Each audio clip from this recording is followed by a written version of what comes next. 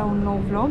Astăzi părăsim Catania și plecăm puțin mai sus, ajungem în Taormina, un loc despre care toată lumea spune că este prea frumos ca să fie adevărat, așa că bineînțeles că am venit și noi să vedem dacă chiar așa este.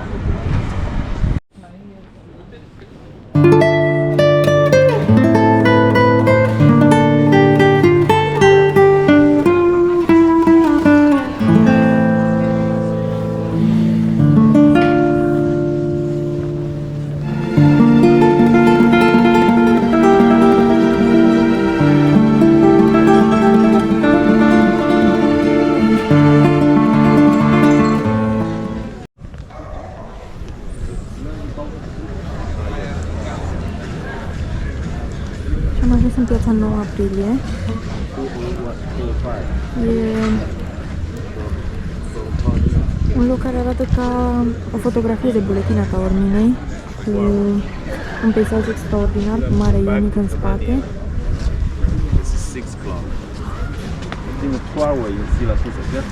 Pe fundal se vede și muntele Etna.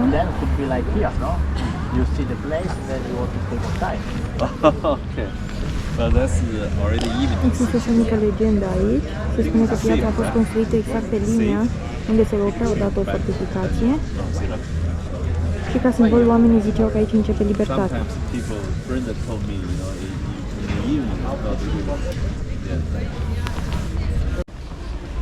Și am ajuns acum pe o străduță plină de magazine de brand, unde încercăm să găsim ceva de mâncare normal la preț.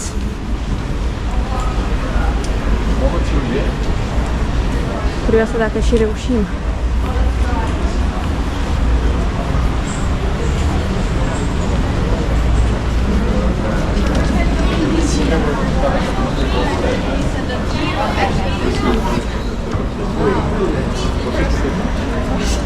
No, no, ancora no, perché qua c'è un detto da fare.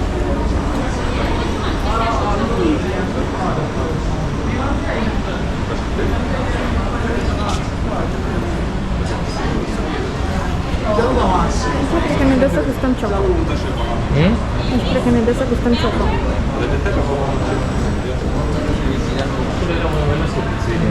Da? Oh, bun, hai că poate mai facem 2-3 pași, găsim ceva mai. Poate ce? Dacă mai facem 2-3 pași, mai găsim ceva și voi. Nu, Catania.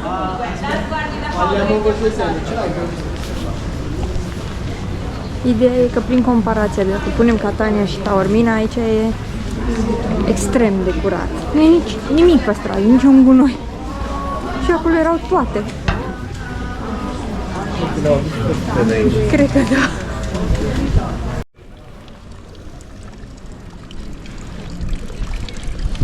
În orice alt oraș din Italia găsim și o piață del Duomo. Foarte frumos. Ca să ajungem aici am luat trenul din Catania, am făcut aproximativ 50 de minute. Trenul costă 11 euro de persoană dus și întors, iar și trenul te lasă jos la poalele muntelui, trebuie să iei un autobuz sau să urci pe jos 250 de ani. Am preferat să luăm autobuzul, a costat 2 euro de persoană și am ajuns în 5 minute, 6, în loc să facem 2 ani pe jos și să și murim. Dacă aveți mai multe zile la dispoziție, eu zic că merită să veniți aici pentru că e altă atmosferă. Practic e cu totul și totul altceva față de ce vedeți în Catania.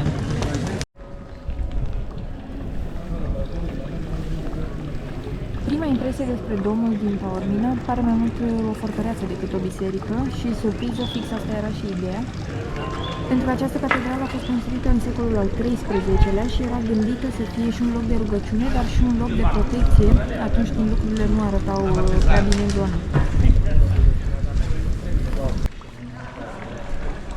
Are zidurile astea masive din piatră vulcanică, care efectiv îți dau senzația că dacă ar veni sfârșitul lumii, efectiv aici avea o șansă.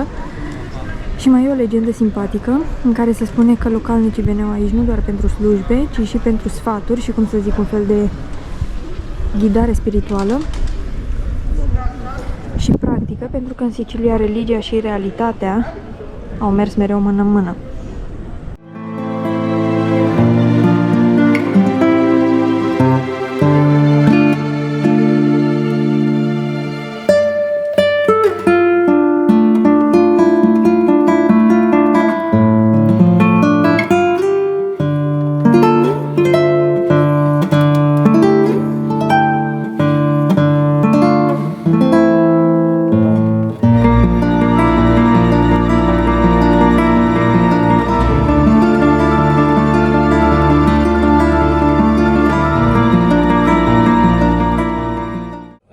Elementul meu. Hai să vedem. Care e a mea? Trebuie că spun imediat. Ne-ai amestecat? Asta e bun. E mai bună că de care. Normal, întotdeauna. Serios vorbesc, nu gândesc că nu mai e vina moleculă. Nu mai e? Sau poate, nu știu, poate să fie oricum e diferită față de aia din România, e clar. N-are nicio legătură. Mai e vina moleculă. Nu mai e așa bună. Ia bea și din asta. Că și din mesinul asta sigur e bun.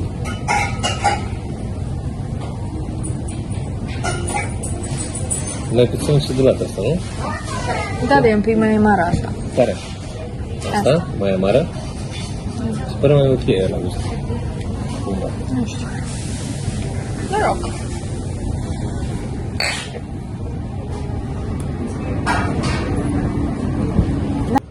Ne-am luat și noi ceva de mâncare, ne-am luat o pizza și o lasagna, care au venit în circa 5 minute, deci... E mini pizza asta. Hai mă că nu e așa mini, e mai... Da, e mai groasă decât aia. De 28 de diametru și ai în felul următor. 2, 4, 6, 8, 10, 11 feliuțe de săptămână. Uitați răutatea în Serios. carne și oase. Dar vorbim, ne raportăm și la preț. Da. Ne raportăm. Hai să mâncăm. Și am găsit o stradă, fiți atenți. Ceva mic, mic, mic. Știi strada aia din Brașov care zice lumea că e cea mai îngustă stradă de nu știu unde? Deci asta n-are loc Radu să intre pe ea, e ceva foarte, foarte mic. Uite. Uite. Mic.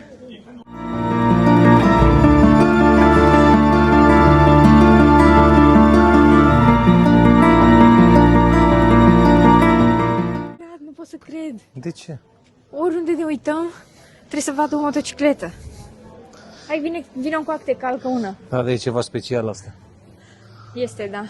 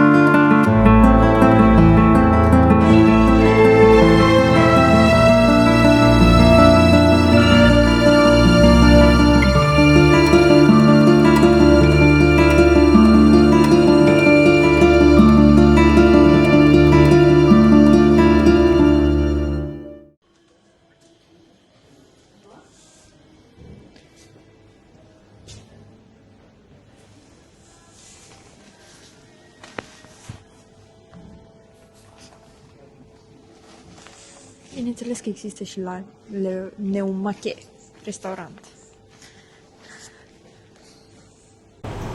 Așa, am oprit să luăm și ceva dulce. Ce ți-ai luat? Brioșă cu înghețată. E un fel de papanaș pe care îl taie pe jumate și pune înghețată în el. Și înghețata e cu aromă de supă englezească. Nu are nicio treabă, nu. Zupi englez se numește. Ce Supă e? englez, nu știu. Ceva cu lămâie oricum. Dă spre limoncello, n-are treabă. Ok. Și are ceva fructe. Poate cu alcool. Poate are alcool. E perfect. Am luat un arancino, care e ceva orez cu ragucă de Până nu mănânc și ceva ce trebuie, nici cred că să încep.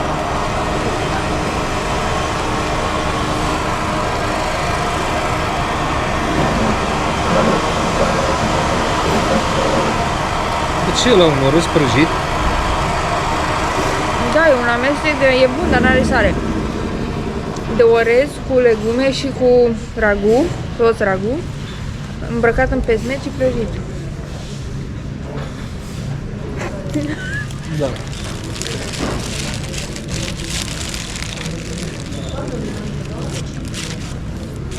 Probabil că ragu e mai în mijloc. A curs un pic.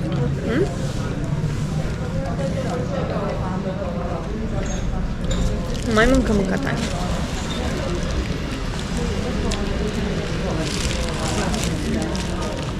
Ia uite mă ragu aici. Interesantă abordare.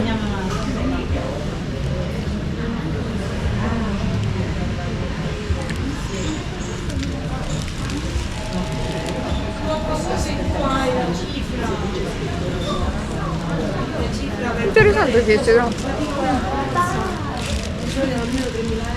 să vedem cum merge. Sare cu...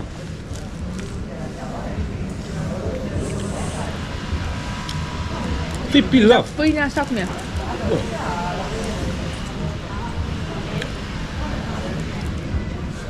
Deci supa englezească e cu lămâie și roma, de-aia zicea aia ceva cu rom. Are rom, nu simți? De-aia nu mai vorbești?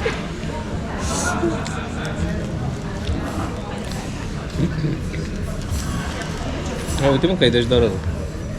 Da, e bună și asta. Eu dacă am mâncat două feluri principale, mai am voie la un desert acum, nu? Care două feluri? Păi am mâncat și la restaurant și am mâncat și ăsta. O să-i îi pe primul. Ce? Ce? Wow, that's it. Și e cel mai bun ragu pe care l-am mâncat până acum. Da? Adică pasările care aveau ragu ieri nu aveau ragu.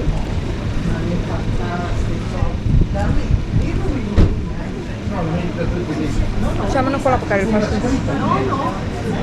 Da? A, și n-ați văzut în ce loc suntem emblematic? Extraordinar. Cum poți să mănânci aici? Eu nu cred că vedeți unde suntem.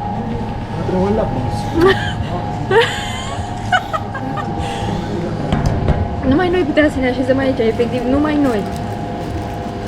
Să mâncăm pe un coș de gunoi în față la lui Vuitton. V-ați văzut unde suntem?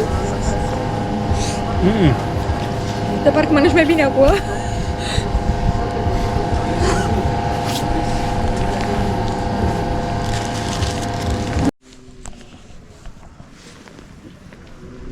Orășelul ăsta are ceva elegant, fără să încerce prea tare. Din câte ați văzut, are și lux, are și vibe local, are și istorie. Și totul se amestecă de parcă e ceva normal.